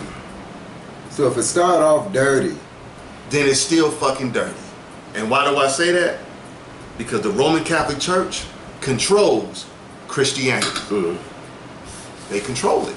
and by the way, go back to what you said. Land don't have a thing against Christianity. Absolutely not. But Christianity, it shouldn't even be in the conversation. Nope. Because if you do your math, and again, we all got this great technology, you can Google it.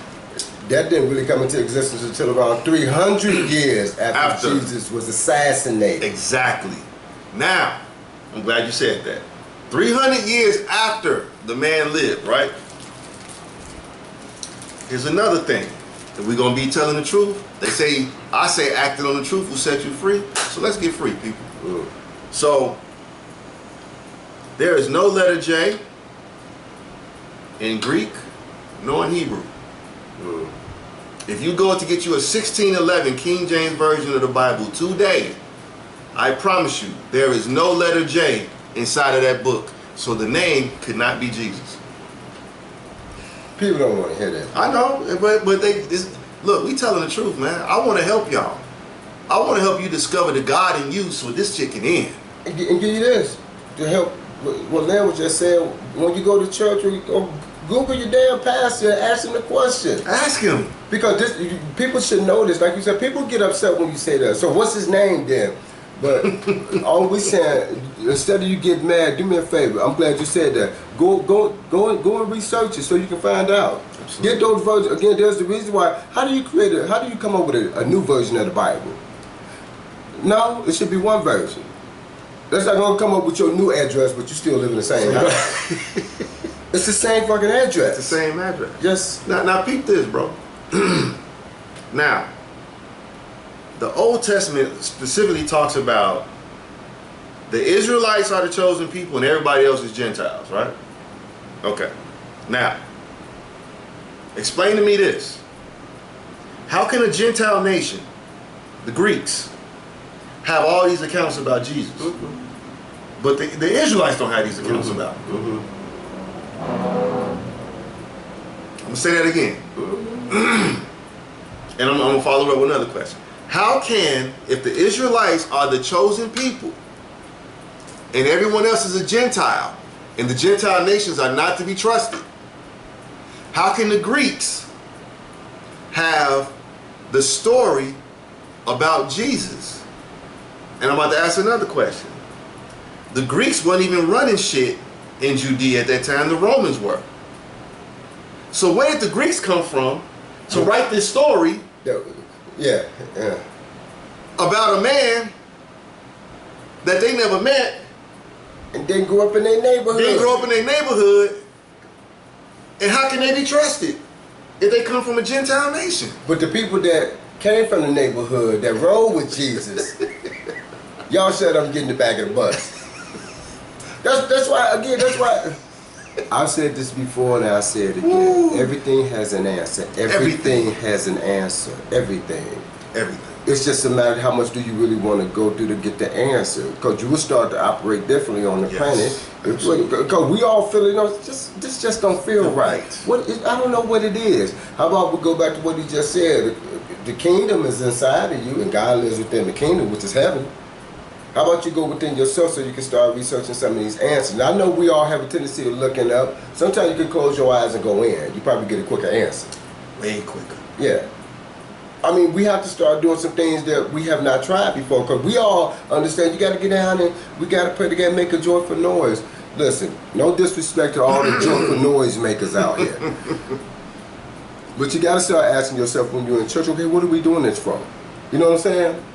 Because if you go somewhere and somebody wants you to drink this and eat that, you'll be like, okay, but what are we doing this from? Who's giving us this? You'll have questions. Just because the pastor says, okay, I've been in church and the pastor's like, okay, I want you to look at your neighbor and say, neighbor, but the stuff I'm saying to you, it's like, come on, man, you got to put another prayer out the playbook, dog. Exactly. And I've been on the planet for quite a few years now. I've been hearing this for a long time. I've been going to church since I was 6, maybe 5. I've been hearing the same stuff. Look at your name, make a joyful name. Let's clap for Jesus. Okay, cool. I get it. But what we clapping for? See what I'm saying? I mean, if we all getting up and I'm sorry, what he said? What he got us doing this for, dog? You still want to know why? Because that's how we're wired. You're wired to know. Mm-hmm. That's why I feel so uncomfortable when you don't know who you are. And you get a little depressed because, man, I'm trying to figure this out. Now you're frustrated and stressed because you don't know. You were made to know. You were made to win. But they always tell us that we don't win. Everybody else is winning except us. Go back to what you said. We still at the starting line, and every generation we starting over. Now peep this. I know some people say it's blasphemous for you to say that we God and all this and that. Well, I think it's in John, where Jesus said, it's attributed to Jesus saying, is it not in your law that ye are all gods? But wait, like what you just said, it's blasphemous to say that. The motherfuckers that's say it. The people that would say that and not understand, and you were probably a churchgoer, because normally the people that don't believe in God probably ain't gonna say that to you. Mm-hmm. So the people that believe in God, they should never say that to you, because if you understood the book, you would know. By the way, who are you praying to? Our Father which art in heaven. Who are you talking about? But see, if you're praying to our Father who art in heaven, you praying to the Father inside of you who creates the heaven for you to live on earth. Yes, that's why. The mind. Yeah, but when you say that, that's why they can't never say that's blasphemy. You can't never say that. You can't. Well, let me tell y'all another source, since I didn't give you the actual scripture in John, where it says, where it's attributed to Jesus saying, is it not true that is it not written in your law that ye are all God's children of the Most High? Go to Psalms 82:6. That's where it definitely is at. Ye are all children You are all gods, children of the Most High. Now, somebody gonna play this little G shit with me. Well, I'm telling you that it was written in Hebrew, and Hebrew don't have uppercase and lowercase. No. Okay. So now there you go. Now you want to play English with me? But God don't follow the laws of English. Yeah. Don't. Okay. Yeah. So let's get that out the way. Stop that. The laws of English do not apply to the Creator. They do not. But if your last name is Johnson, I know where you go. you see what I'm saying? Don't nobody come and say, "Well, you ain't Father Johnson." Motherfucker, I'm Johnson.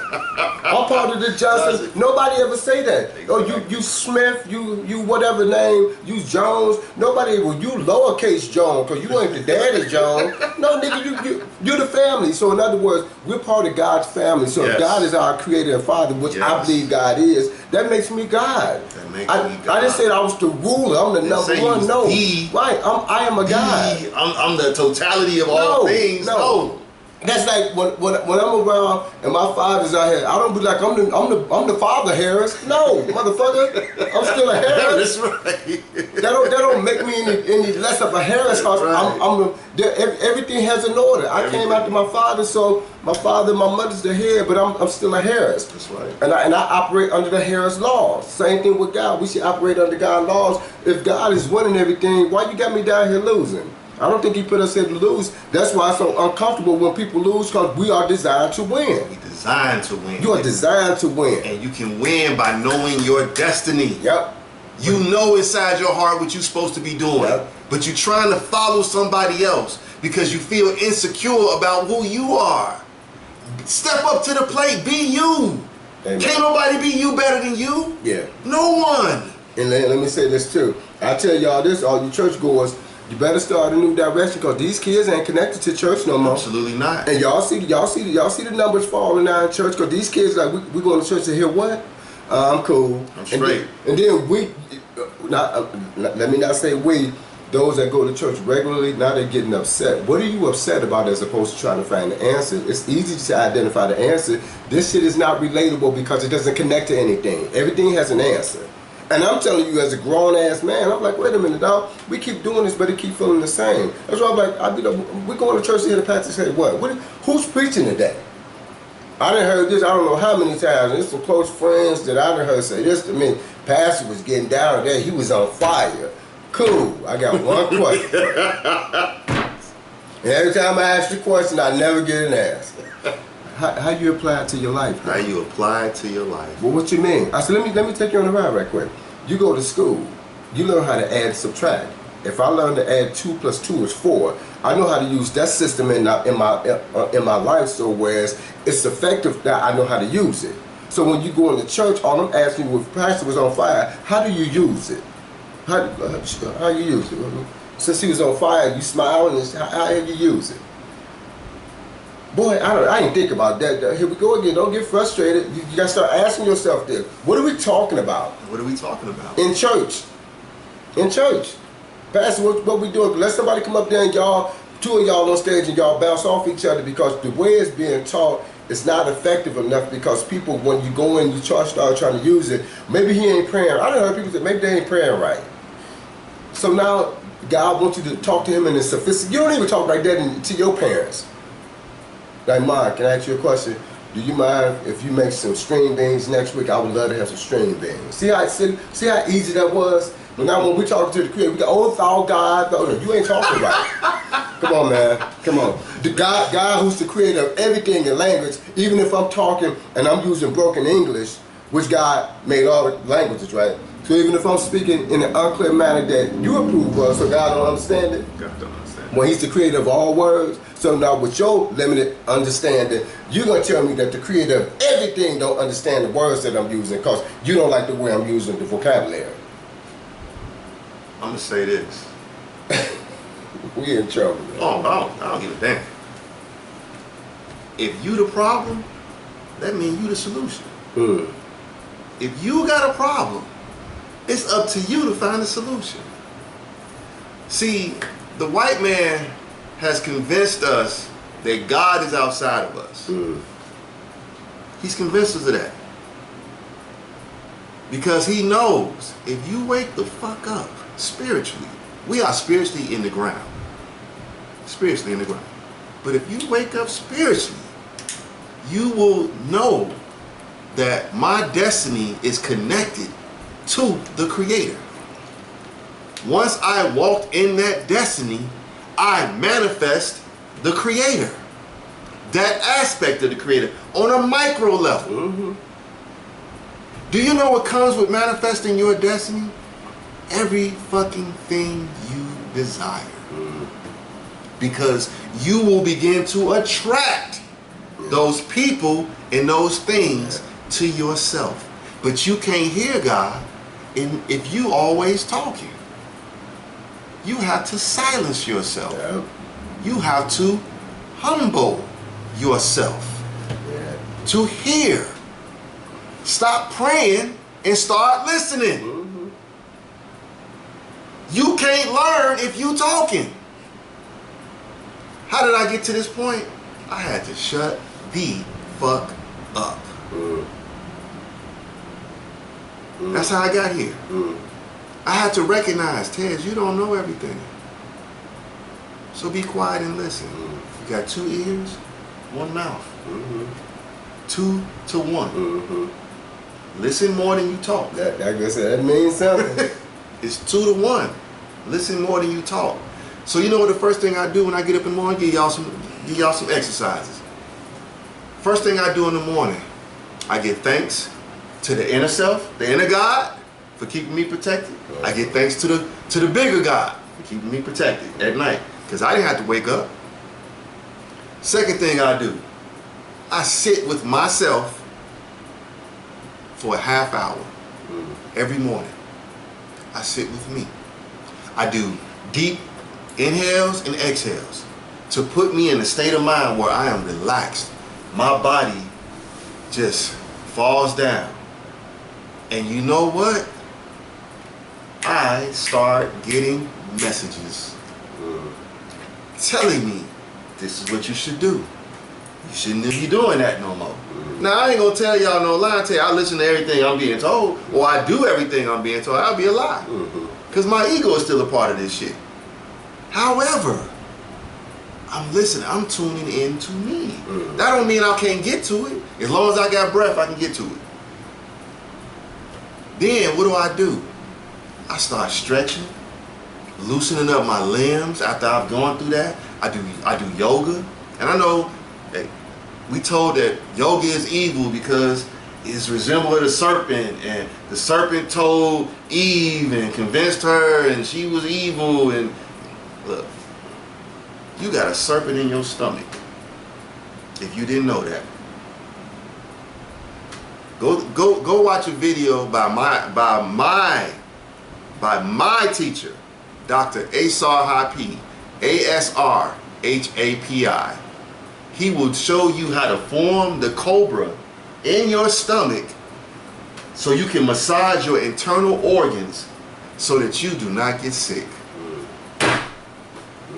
The serpent is there to help you to grow, to become in tune with yourself. Now, they have something in the medical field called the caduceus, right? The caduceus staff. It's a staff with 2 circles intertwining till they get to the top of the ball, right? Do you know what that is? I'm going to tell you what that is. That is your spinal column. They said Jesus was met with 2 thieves when they were stringing him up, right? Well, let's start here. They said Jesus was crucified at Golgotha. How many people know what Golgotha means? You don't know? I'm going to tell you what Golgotha is. Golgotha is the base of the skull. The mount of the skull. That's what Golgotha means. He had 2 thieves on the side of him. It's called the Ida energy and the Pingala energy. And when those energies, that serpent intertwines because of what you do, your ritual to open up God inside of you, you light up the light of the world, the lamp of the world, where you get to meet God face to face. If you ever seen the movie Matrix, they put the thing in the back, in the mount of the skull. Why? Because that taps into where God is at right here. God lives right here, and right here, and right here. If you didn't, well, these was 1, 2, 3, 4, 5, and at the bottom, at the base. You got 6 places where God communicates with you at. Wherever you at in your life, and I know this is getting kind of deep and I'm not trying to lose y'all. I'm gonna go over this stuff more over a period of time. But I'm telling you, you have to communicate with you in order to hear God speaking to you. You have to shut the whole world off.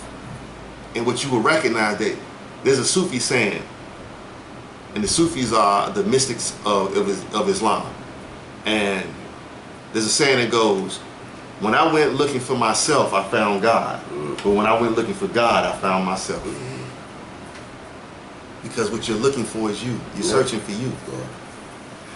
And you won't listen to that inner voice that's screaming, let me out. Because you put a muzzle on it. You put a straitjacket on. It's like, I'm going to offend people if I let you talk. People won't like me. The people who you're supposed to be around, they will come when you take the straitjacket and the muzzle off of who you really are. And you will be able to accomplish everything. You will be so happy. Amen. This society thrives on us being upset and unhappy. But I was just about to say that, man. To cut through the red tape, man, we got to let some of this shit go, y'all. Because this is not working for a lot of people.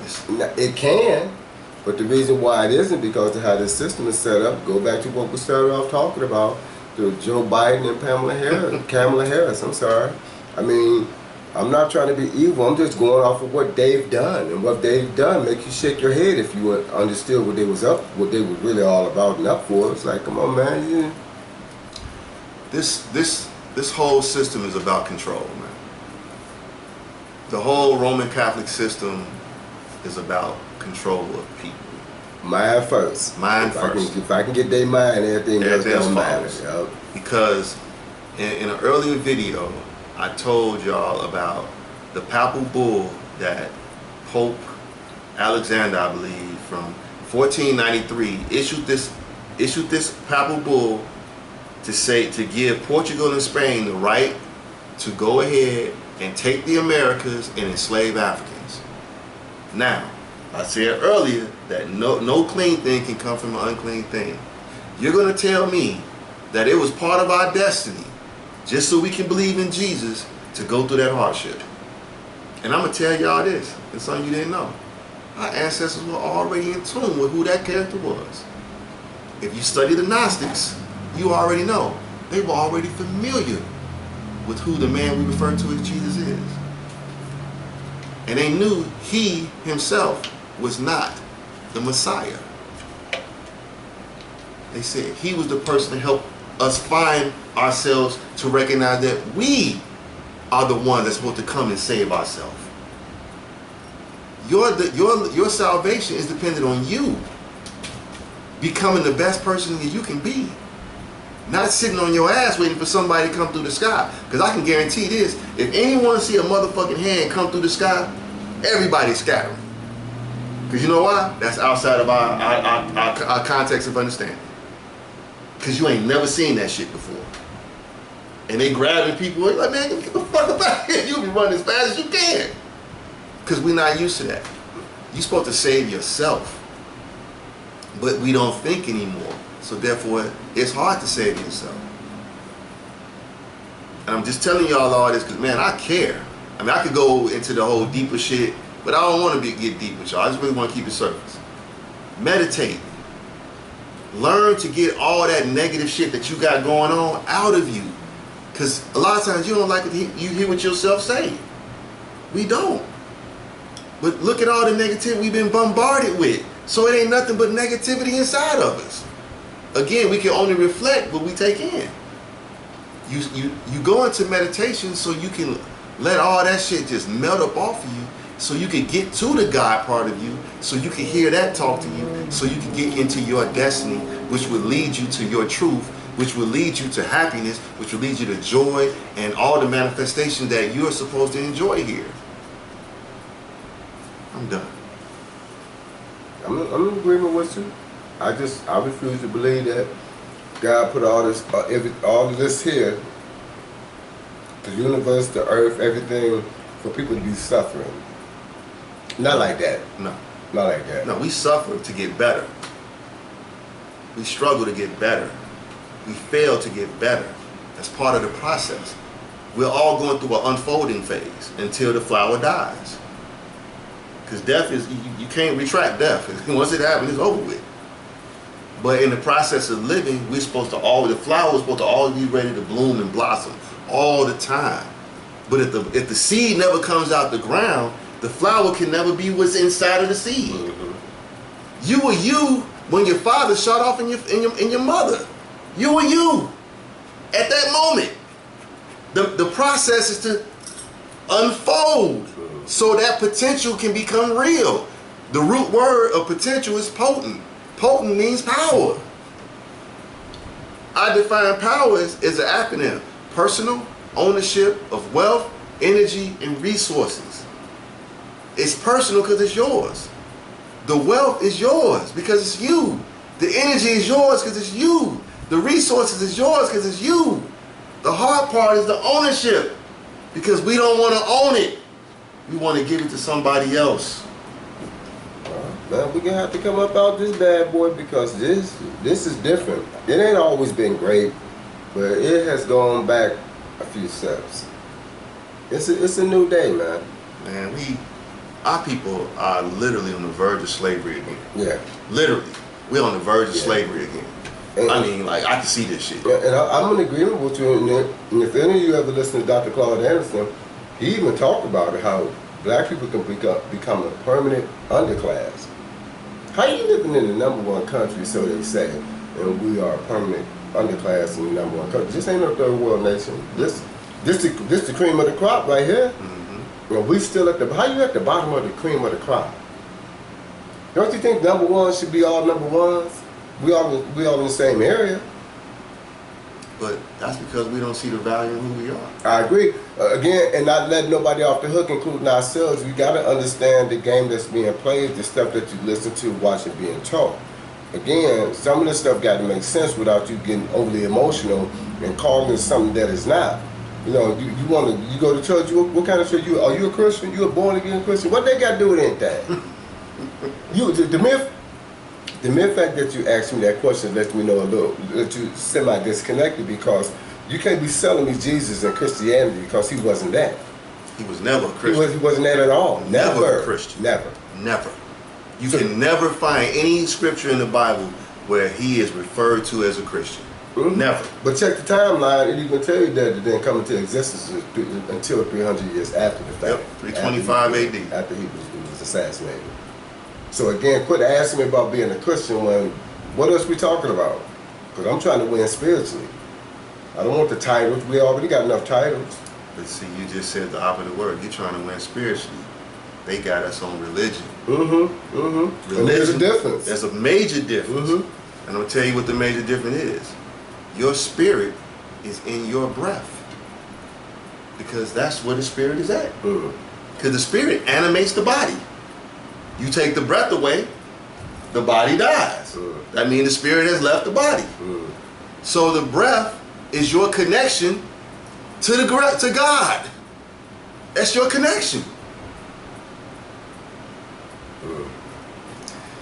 Yeah, we got to make some changes, y'all. And we're not trying to fly off the deep end. We're just trying to connect. But I'm not apologizing. Oh, no, you don't. You don't have to. I haven't heard anything that was said that requires anybody to apologize. But what we got to do, we got to quit pretending. You know, because we've mastered that. Yeah. We've mastered pretending and acting as if we don't know. And again, there's something about what I'm listening to or what I'm watching or what I'm feeling that doesn't feel right. I mean, you know it most of the time, unless you just want to deny it and act like it doesn't exist. And that's what we're doing. Mm-hmm. We're denying our true self. And that's why we suffer the most. I think it's even written in the scripture, like, my people are destroyed for lack of knowledge. Mm-hmm. Mm-hmm. That means you don't want to know.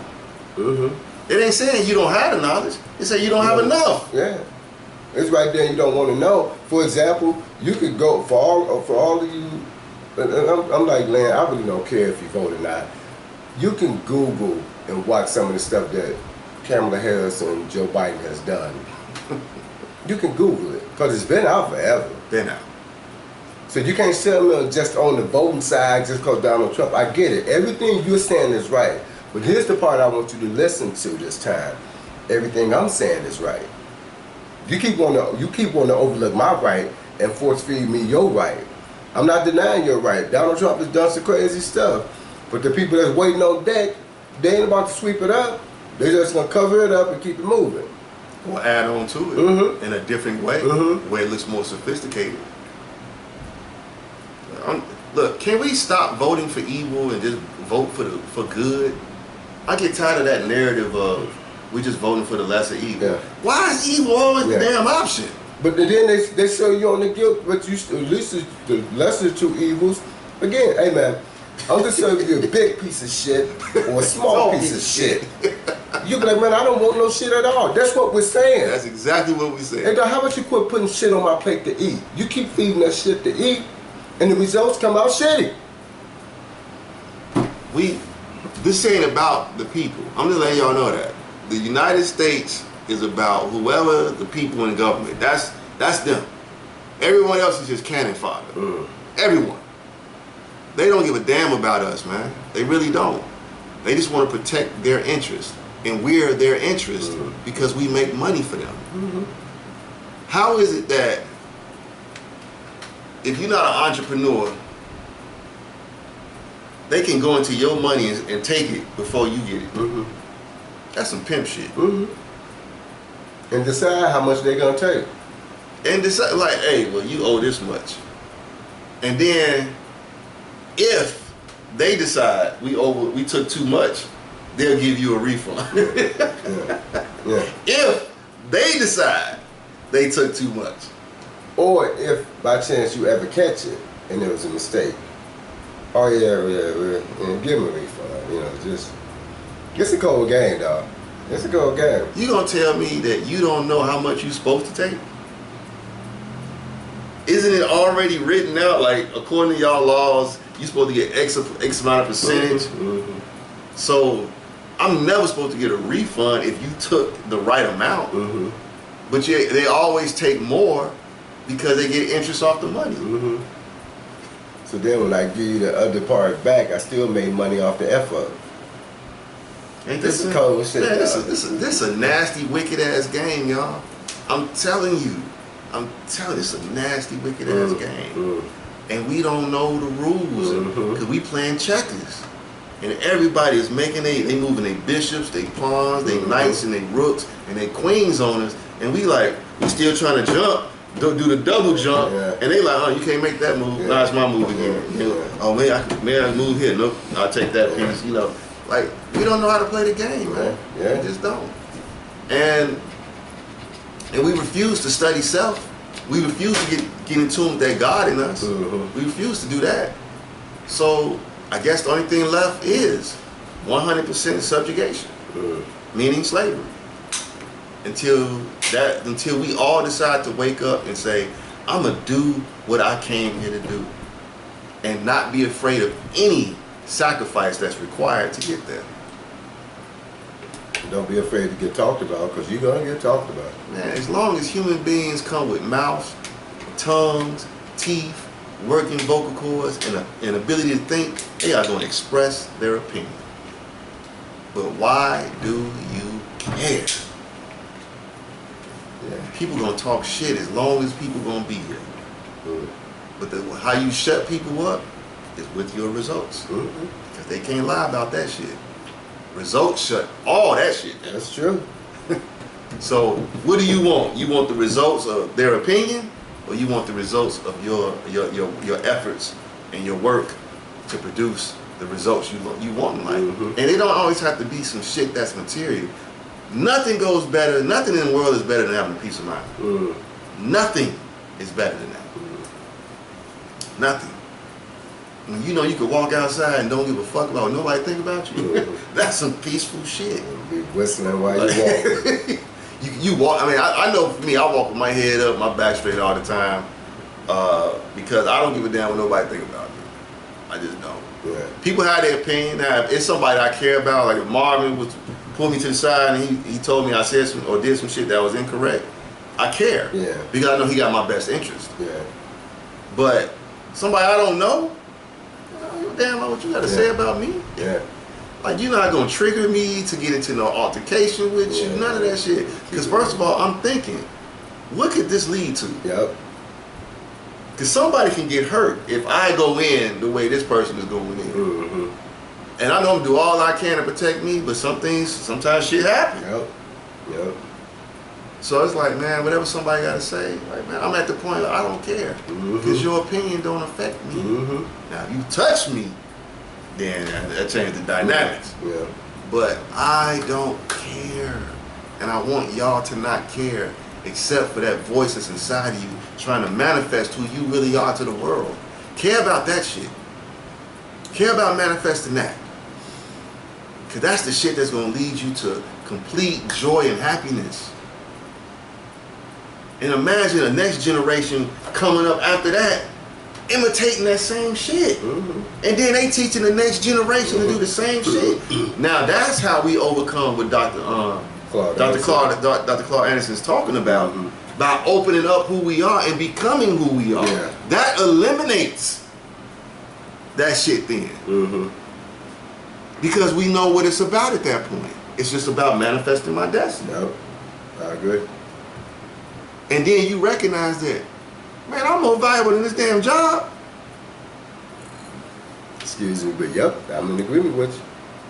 I was just watching Zoe Williams from the Corey Holcomb 5150 show talk. And he was talking about what we recognize is that they need us. We don't need them. We're the value.